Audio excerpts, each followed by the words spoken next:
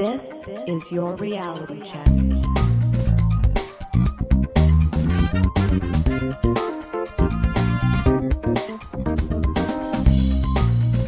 Hi everyone, and welcome to The Reality Check, your weekly Canadian show that explores a wide range of controversies and curiosities using science and critical thinking. Today is July 26th, 2016, and I'm your host, Darren McKee. With me, as usual, are Adam Gardner. What's up, Q-Bones? Cristina Roach. Hello. And producer Pat. Hi, everyone. We have a great show for you today, as usual. Adam is going to explore the little-known world of Pokémon Go, and I'm going to review the book Our Mathematical Universe by Max Tegmark. But first, Cristina is going to assess the probability that Melania Trump plagiarized Michelle Obama. Well, if there wasn't enough controversy swirling around Donald Trump and the Republican National Convention last week, one news story made it to the top of the pile right on day one. Did Melania Trump plagiarize part of Michelle Obama's 2008 Democratic Convention speech?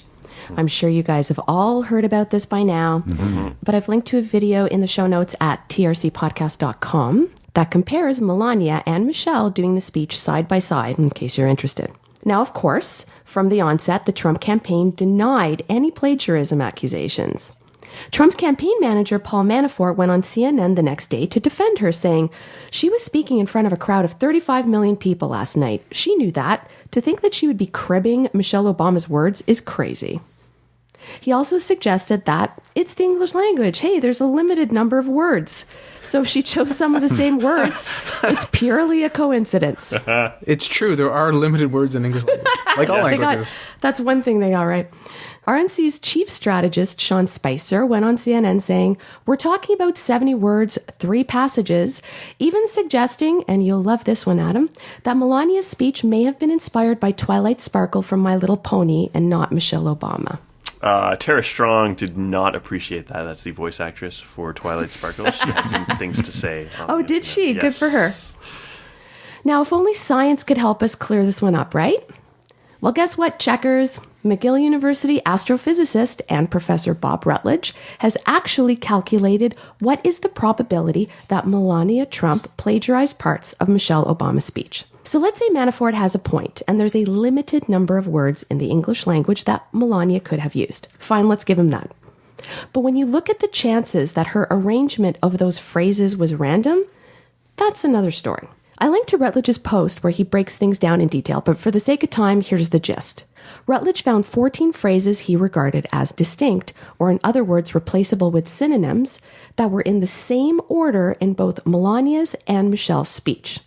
So that's 14 distinct phrases that could be used in almost any order with any number of words to relay the same sentiment. So what is the mathematical probability that Trump would say them in the exact order as Obama did? Rutledge says it depends on the number of permutations those 14 phrases have. As he says, quote, "Some of you might remember this from high school calculus. The number of permutations of n distinct objects is written as n exclamation mark, where the exclamation mark is a mathematical operator and not an indicator of how excited we are doing this calculation." I love calculations over the radio. If you choose one of the 14 phrases and write it down, that's 14 possibilities to start off with. For the second phrase, choose one of the remaining 13 phrases and write it down, etc. And soon the number of possible orderings of the 14 phrases starts to emerge. In the end, there are about 87 billion different permutations for those 14 distinct phrases.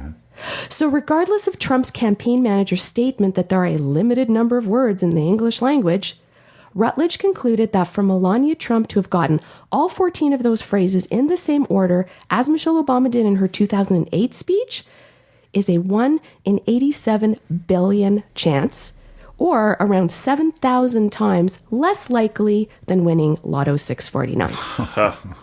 So put simply, mathematically, it's extremely unlikely that Melania Trump just happened to use the same language as Michelle Obama.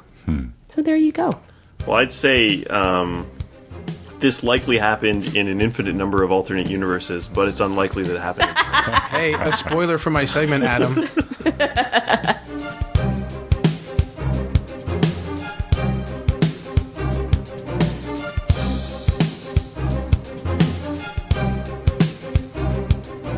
I don't make comments about people being obsessed with politics being just like people being obsessed with some sort of phone they're walking around outside. Oh wait, Pokemon Go. Adam, can you talk to us more about this craze and any surrounding myths or beliefs about it? All right. So have you guys heard about this this new Pokemon Go thing? Oh yeah, I've played it myself. Oh, good. Well, it's kind of a big deal, and it's bringing viral to a new level. So, what would we call the evolution of viral? Mega viral? Super viral? Viral Giotto? I don't know. Everyone is playing this game. Let's go with viral Giotto. I like viral that one. Giotto. So basically this means it's covered heavily in the media, and there's just a ton of misinformation about it. So first I'm going to give some basics about how the game works, because some people seem a bit mystified at what it even is, so I'll give a bit of an overview for those who haven't tried it out. The player walks around, or drives around, with their phone in the real world, and it uses GPS kind of like Google Maps type of thing. There are not many good indications of how to find a Pokemon. You can't really see what Pokemon are around. There's an indicator of the Pokemon that are near, and there used to be ways of telling if they were getting closer or further away, but these methods aren't actually working right now, which may have been intentionally disabled so that they can sort of save the servers. So stories claiming that someone broke into someone's yard or a secure building to catch a Pokemon don't really jive with the current state of the game. When you get close to a Pokemon, it shows up on the screen, and then you can tap it to try to catch it. This brings you into this AR mode, also known as augmented reality mode. Calling it augmented reality, I feel, is a bit generous. Basically, the background image is a video of the real world, and then you have the Pokemon in front. People have probably seen some humorous images of a Pokemon sort of overlaid on a real-world situation that makes for something funny. Augmented reality is when the real world is augmented through the use of a computer. Basically, the whole game is sort of augmented reality.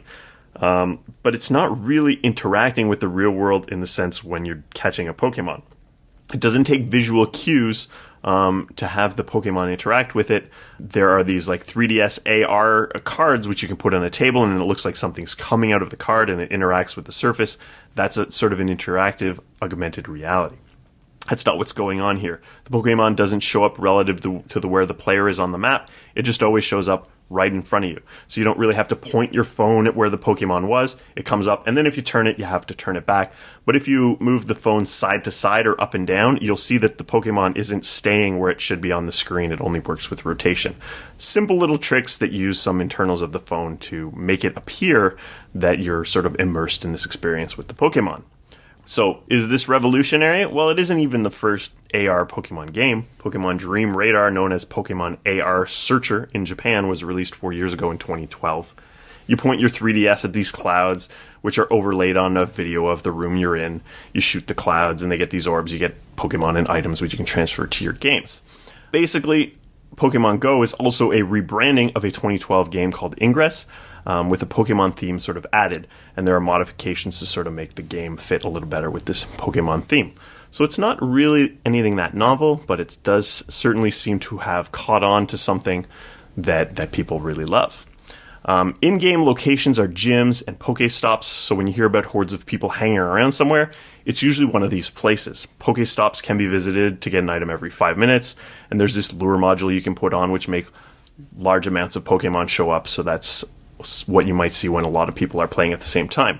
Also, you will have people which will congregate around locations where there's a bunch of them at the same time. These are based on locations in this older Ingress game, parks, landmarks, churches, things like that. So you'll see players hanging around at places like that. And gyms where you fight to control a gym and then fight to knock the other team off and stuff like that. Sounds like every CrossFit class, bro. Kind of. I caught a few Pokemon in my CrossFit gym. So a few days after the game's release, there were articles saying it was bigger than Tinder and would soon pass Twitter, which makes it sound like a big deal. Titles of such articles said things like, Pokemon Go is now the biggest mobile game in U.S. history. That's a big claim. So the main source for the early claims was an article on SimilarWeb. It's a website that does analytics on applications, things like that. The main article was published on July 10th, mostly looking at data from July 8th. So this has long since become irrelevant, but this is what a lot of the early buzz was about, and this is what got people talking. So the claims were that it would soon match and probably exceed Twitter. Now, it's a complicated question to say whether it did, and we need to look at the data. So I like that some of the articles were actually looking at numbers, which is what we like, but numbers need to mean something, and depending on how you present them, those numbers can be deceptive, so you don't want to give people the wrong idea. So what metric are we looking at? So note that these numbers are from the Google Play Store, which is for Android devices, because SimilarWeb doesn't have the same sort of metrics for the Apple Store for iPhones. Obviously, a lot of people use iPhones, but if you can say that Android users are a sort of accurate, smaller sample of the population, then you can still trust these numbers. So many articles reported that it was installed on more devices than Tinder. There's a graph in the SimilarWeb article titled Android installs Pokémon Go versus Tinder. But this isn't a measure of the number of people who have the app installed. It's a graph measuring installs per day. Well, of course, a new application is going to have more installs per day than something that's been around for years that everyone already has on their phones. So this metric is essentially meaningless, especially sort of 2 to 4 days after the game came out. I read an article written by a prominent skeptic which called the game the most downloaded game app in US history, linked to an article stating that it had highest daily usage. So numbers can be tricky. It was being compared to Candy Crush, which was huge for years, but Pokemon Go surpassed it in daily active users. This doesn't make it a more popular game overall. It may still be a flash in the pan and have this metric. It doesn't mean that overall more people have played Pokemon Go than Candy Crush. I thought it was interesting when I was looking at this too, when people said it was going to overtake Twitter. Yep. And the thing that I saw was daily active users. But the number was like 3.5% or 4%, Yep. which means only 3.5% or 4% of people who are on Twitter actually use Twitter each day. So okay. from Pokemon Go, if people who downloaded it, which of course they just downloaded it to play the game at the beginning, most of them are going to use it. This is all in a 1 to 2 week period. If 4% of those people happen to use it each day, it's now bigger than Twitter in that one metric, which is actually 4 out of 100, which is not much at all. Right. So this article actually reported that 60% of the users that had the game were using it on a daily basis, which seems huge. But the game came out on the 6th, and on the 10th, this article is reporting 60% daily basis. If people used the app once and threw out their phone and installed it more sort of a few days after the 6%, you'd see numbers that were close to this. So it's almost a useless metric. So over time, yes, maybe on Twitter they use, in the 3% range, but people that are using a game that just came out, it's going to be high. On the first day a game comes out, everything's going to be 100%, right? Unless you download the game and never open it. So why are we comparing Tinder to Twitter on scales? There's a suggestion that these two are close, which I don't think is fair. Tinder has been installed about 50 to 100 million times, while Twitter has been installed 500 million to 1 billion times, which is 10 times more installs than Tinder. So there's a big difference there. Pokemon Go, as of July 25th, was installed 50 to 100 million times, which is about the same as Tinder, but this was about 1/10 of that when I started investigating the topic when all these original articles were making the rounds. So much to say, comparing Tinder to either of these applications is a bit silly, as it's used by people looking to be in a relationship, usually a straight relationship, which is a fraction of the intended audience of a social media application or a game. Mm-hmm. The comparison, however, was mostly about usage, as Pokemon Go did not have anything close to the install base, even of Tinder when these numbers were first released. And if you look at the most recent numbers, which I saw, which were measured as of July 24th, Tinder's usage rank was consistently in the 70 to 80 range, currently at 74, but it goes up and down by a range of about 10. Twitter, not even close, was 18th and steady around there, and it went down only by 1 recently because it was passed by Pokemon Go, which is now 11th, which is pretty high. So the early article said Pokemon Go is going to pass Twitter in daily usage. It has passed Twitter in daily usage. But what does that mean? It's still 11th, meaning there are 10 more popular apps. Facebook is number 1 and has been number 1 for a really long time. Instagram is number 8. Snapchat is 9th. So when I walk around and I see a kid on a cell phone, I always make the joke, yo, that guy's totally playing Pokemon Go. But really, statistically, the kid's probably on Facebook or Snapchat or Instagram or something. So there's also a lot of people saying Nintendo stock has jumped. Indeed, the value of Nintendo stock recently jumped from a steady about 17 or 18 that had been at for a while to 27.7 and finally peaked at 37.37 on July 18th. But just in the last week, it has slowly gone back down to 25.87, so not back down to what it was earlier, but a little lower. So, a recent all-time high, but this is really the all-time high since 2010. But in October 2007, at the height of the Wii's undeserved fame, stock prices were 78.5, over double what they peaked at and triple their current value. A nice boom for Nintendo, but not as dramatic as some are making it out to be. Also, Nintendo didn't really make this game. It's made by Niantic. That's what people started to realize, that's, right? That's exactly the amusing point, that it went up because people thought it did, and then it went down because people realized it wasn't going to make that much money, because it clarified. Yeah. So the wisdom of crowds failed dramatically in that domain. And the value of stock actually reflects expectation more than the actual value of what the company has done. Right? Well, it's a mix of both. Yeah. So there's a huge problem about fake news articles, and this is something that we've talked about before on the show. So no doubt people have read a lot of humorous articles about Pokémon Go, people getting on all sorts of mischief, trying to catch them all. A lot of these are just not real. So there are a lot of fake news articles that were posted on a site called Cartel Press in the days following the game's release. They went viral, and a lot of these remain viral and remain sort of repeated by people talking about the game. So these are things I've ranted about in the past. So there's satire sites like The Onion, which is funny and hilarious. There's more subtle sites like Daily Current, which, are sometimes a little funny, but they kind of hide the punchline sometimes and they get passed off as real. And then there's sites like Cartel Press, which have great success, which just like 100% fabricated articles. Some of these articles from the website that you can see on the main page are obviously meant to be funny, with fake headlines like Peyton Manning to retire from football to work at Papa John's. But others aren't so obvious. So given that many people don't often read past headlines, it's very easy to breed misinformation. This isn't necessarily about comedy. I think there may be a bit of a desire to trick people and get some money from ad revenues. So here are some of the fake article headlines about Pokemon Go from Cartel Press. Teen playing Pokemon Go stabbed and mugged for his iPhone in bad neighborhood. This article sort of pokes fun at the idea of a bad neighborhood, but isn't terribly obvious about being satire.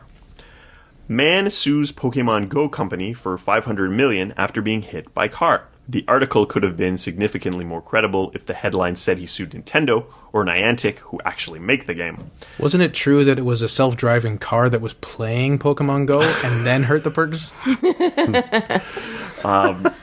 That's why the self-driving cars need better processors. Oh, okay.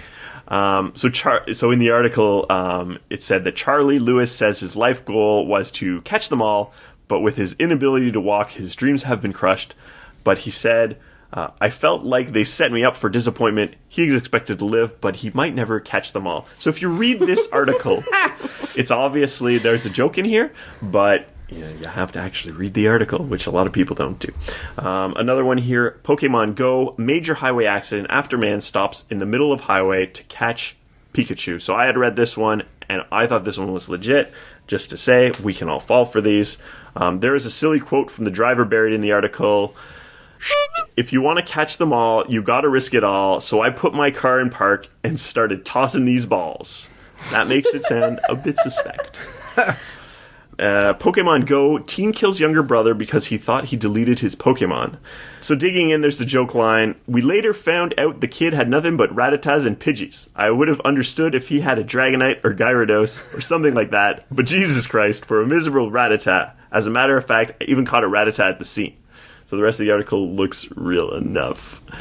And another article I saw on the No Chill claimed a Pokemon Go player was fatally shot for trespassing while playing the game. Like I mentioned earlier, since you can't really track the location of the Pokemon, that's why these kind of things don't really make much sense. Now there's more and more, and every day I see more of these articles, and if you go to the Snopes link in our show notes at trcpodcast.com, you'll see a lot of other articles like this that are just made up. Some of these were actually real. A woman really did find a body while playing Pokemon Go. Someone did use Pokemon Go to lure players into robbing them, though a clarification, the victim stated that a lot of the reported details were incorrect, that the robbers weren't luring them with like in-game items or anything like that. They were just hanging around at a Pokestop. Then there's the dude that quit his job to become a Pokemon trainer. That is true, but who knows what else was going on in this guy's life. People quit their jobs all the time for a variety of reasons. Did he do it because he wasn't satisfied with his job and he was looking for something different, or because he wanted to be the very best? Probably a mix of both. So what are you to do? Check your sources. If it isn't a major news site, check the front page of that site, see what the other articles are, see if they look suspicious. Check Snopes.com. There are ways to tell if an article is fake. And tell your friends if they're sharing this article, hey, that's not legit. Let's stop this. Pokemon Go. You're probably sick of hearing about it, and if you weren't, you are definitely sick of hearing about it now. It's kind of a big deal, but let's be sure we know what we're talking about when it comes to these numbers. With it being so popular, there are bound to be a lot of articles on the topic out there. Always be wary of outlandish headlines from sites you've never heard of. Most importantly, pay attention to what you're doing while playing this game. You don't want to be another statistic. Thanks, Adam. Quick question for you. Do you think this is a craze in the sense that is it a couple weeks, a couple months before it becomes Pokemon Went? It's so hard to tell. I have the game, I play it. I understand why it's addictive. I don't think it's a particularly good game, so I kind of wish it would just fade away, but it does a lot. It has these random elements. It has these collectible things and that really get addictive to people, and I guess it depends on how well the game can sustain itself. At one point, people are going to find, well, I haven't caught a new Pokemon in a while, and you're going to start to get sick of it, and it's how that's going to work with individual players. We'll have to see.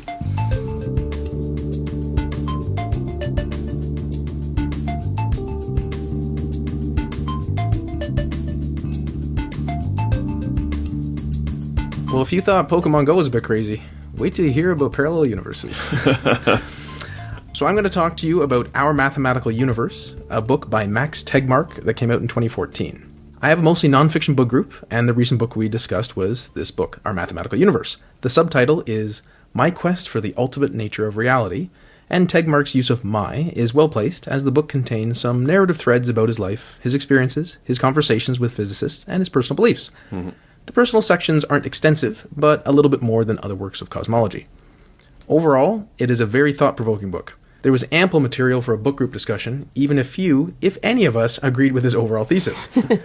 His writing is generally accessible, although some concepts in particle physics and cosmology are just really complicated anyway, surprise, surprise.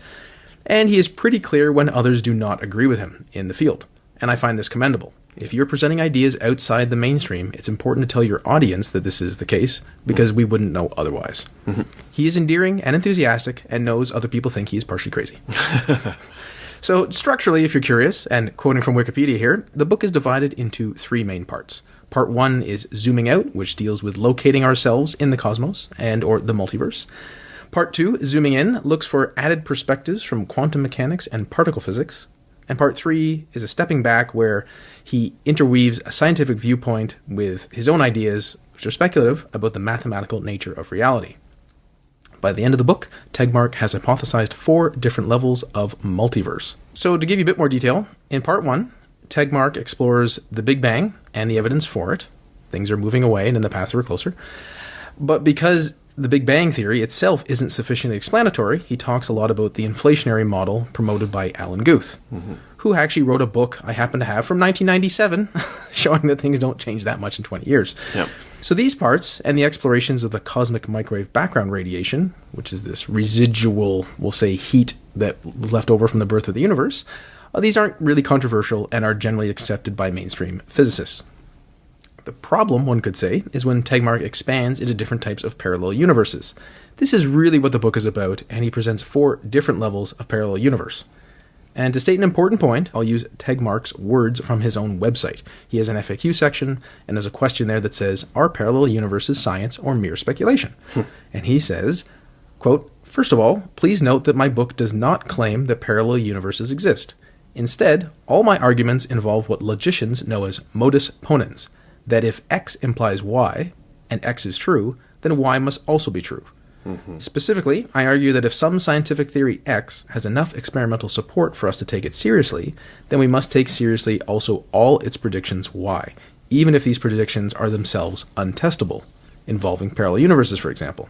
In other words, I argue that parallel universes are not a scientific theory, but a prediction of certain scientific theories. Specifically, I claim that there are 4 implications. I'm going to read out these 4, even though all the words won't make that much sense. Right. Number 1, cosmological inflation generally implies level 1 multiverse. Number 2, inflation plus string landscape generically implies level 2 multiverse. 3, unitary quantum mechanics implies level 3 multiverse. And 4, the mathematical universe hypothesis implies level 4 multiverse. In other words, the key point that many critics miss is that parallel universes are not scientific theories but predictions of certain theories, such as cosmological inflation, which are scientific because they make testable predictions for things that we can observe, such as cosmic microwave background measurements by the Planck satellite.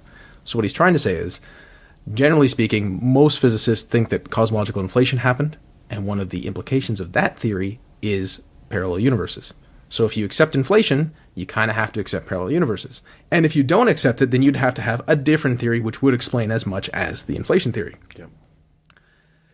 So that's this general setup. Now you can kind of say, well, you know what? It could also mean that your theory's not sufficiently good because it doesn't explain anything, or even though most of it's correct, it also leads to something that's preposterous, at least intuitively. But also taking a big step back, intuitions are terrible for either any type of quantum theory stuff or cosmological stuff. Yeah. Taking a big step back, you can almost think, well, the universe either always was, that's not intuitively appealing, or it came out of nothing. That's not intuitively appealing. And if you say, no, not really nothing, but, particles and their antiparticle pairs flipped in and out of existence from the quantum void, I'm like, okay, that's not any more satisfying to me. Yeah. Lawrence Krauss, I'm looking at you. So, to give you a bit more detail on Tegmark's 4 levels, which I'm going to give you just a high-level overview here. A lot of this is from Wikipedia, because I thought it was easier for them to summarize it than me half-assedly describing it. Generally speaking, the first level is where all physical laws and physical constants are basically the same. But you have to picture that our universe, our observable universe, has adjacent observable universes all around it. Yep. They are far enough away that you can never really interact with them, not because there's a boundary between the two, but because they are in such a position such as the space between them is expanding such that you can never access them.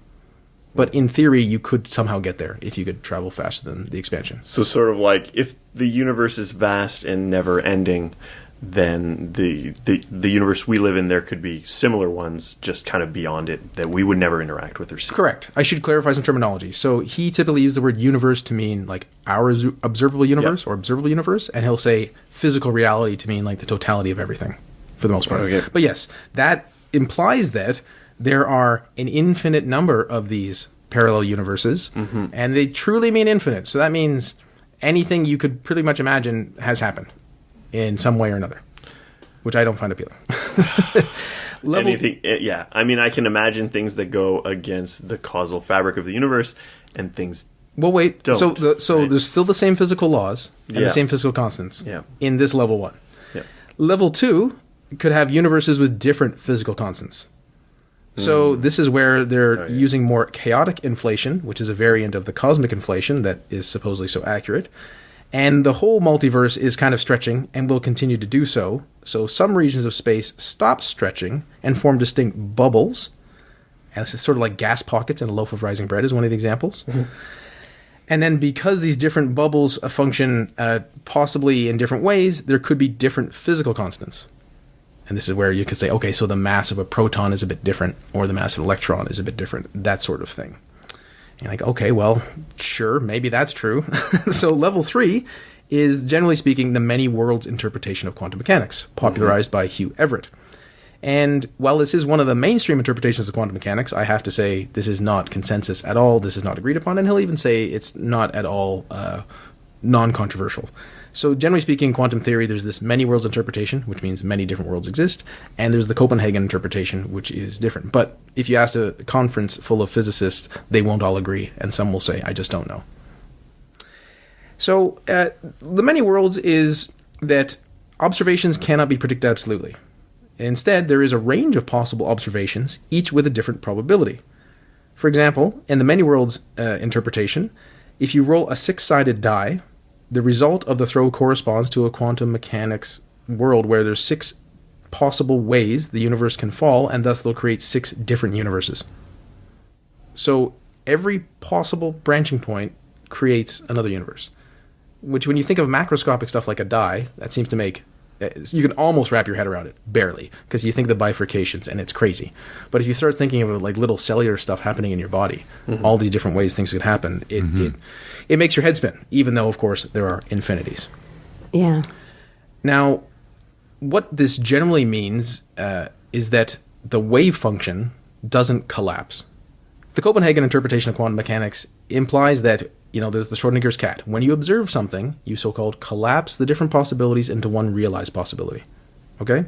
Something is like alive or dead, like this theoretical Schrodinger's cat, and it is both alive and dead in a superposition. And when you look at it, you force it into one domain, we'll say, one reality. The other one just doesn't happen.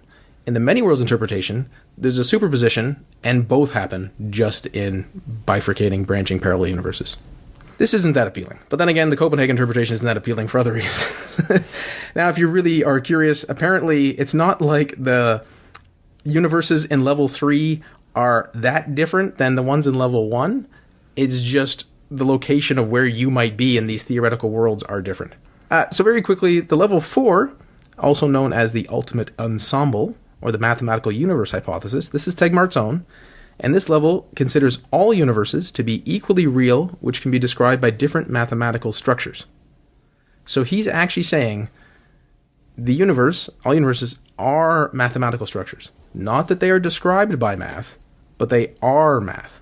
And of course you're like, so wait, what? What? What does that mean? This is what pretty much no one really agreed with or understood at the book group, okay? And a strong disagreement. From Massimo Pigliucci, he talks about mathematical Platonism, and it's the idea that mathematical structures are real in a mind-independent fashion.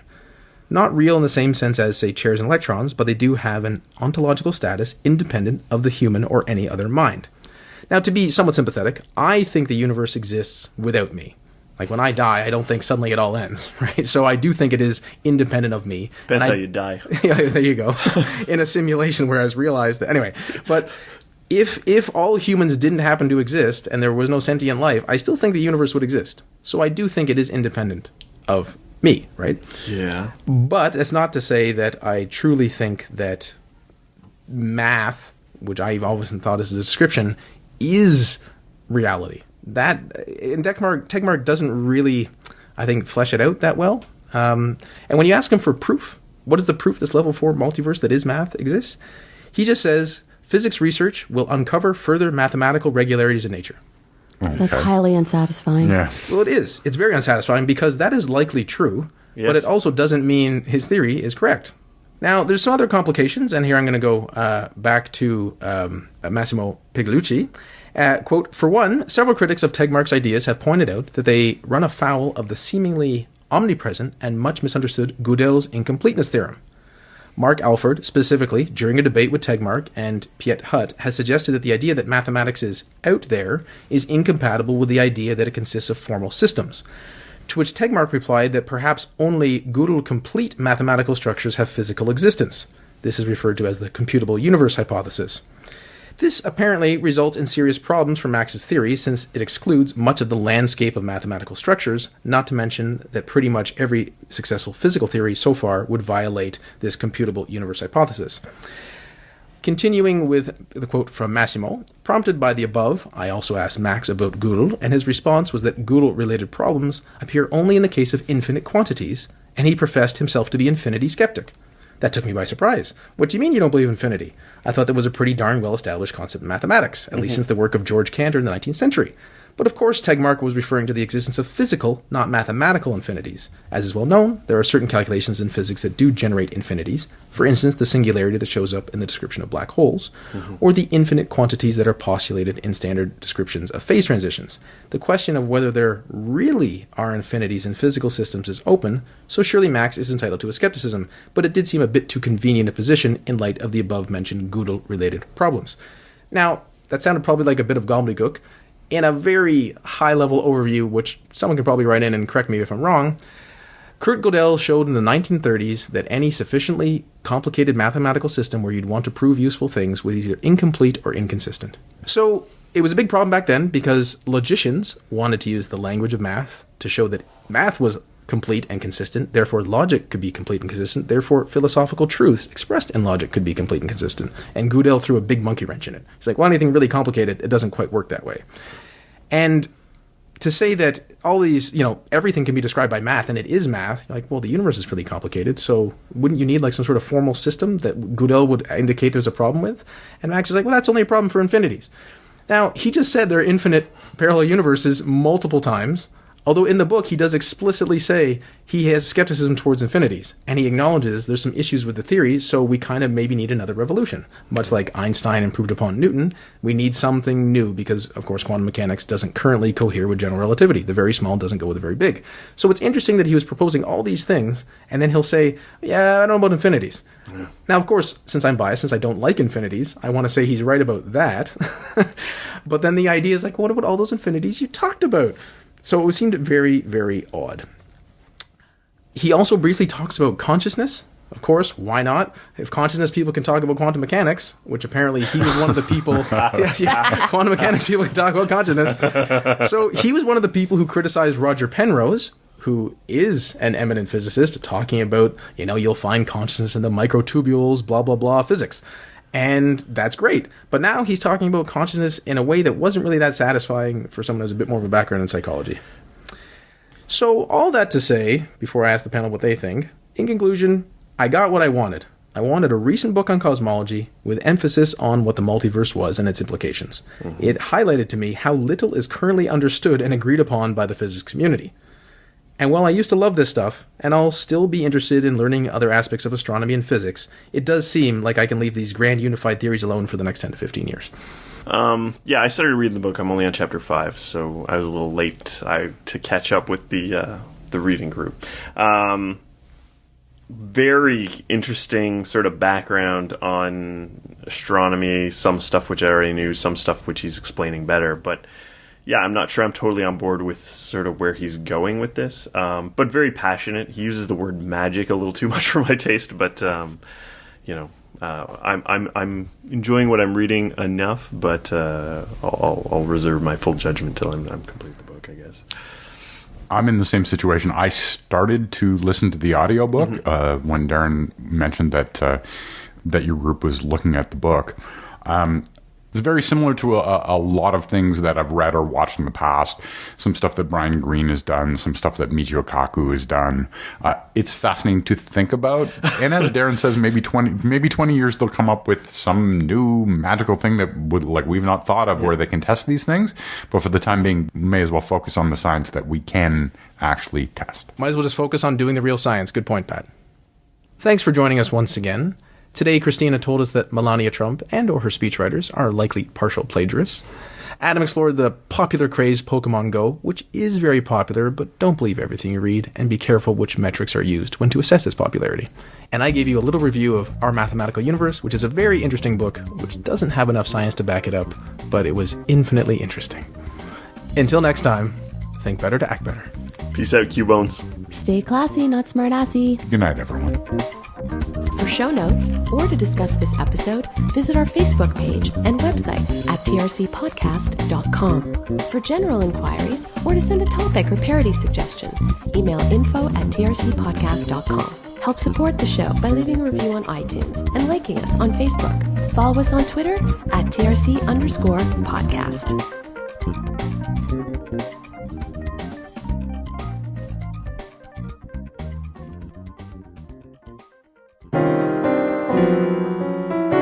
Outtakes. Though some people are killing each other and dying over it. Are they actually? Wait a minute. They're actually killing each other over it? Okay, don't quote me on that. I read an article today. I assume none of that was for the show, right? No. Okay. So I'll just do a wrap-up then? Though I sounded really clever at the You end. did. I know if you can work that in.